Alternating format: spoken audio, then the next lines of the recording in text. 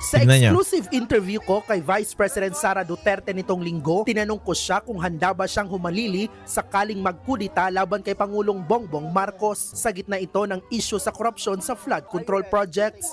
Sabi ng bise, yan ang hindi ko muna sasagutin kasi magkakagulo tayo niyan. Pero kanina, sa isang ambush interview kay VP Sara, natanong ulit siya tungkol dyan. Eto, pinapalabas kasi nito na nagbago daw yung isip ni VP Sara. Hindi. Ganito yan. Ayaw niya na mahaluan ng politika doon. So, hindi muna siya sumagot. Hindi ko muna sasagutin yan dito.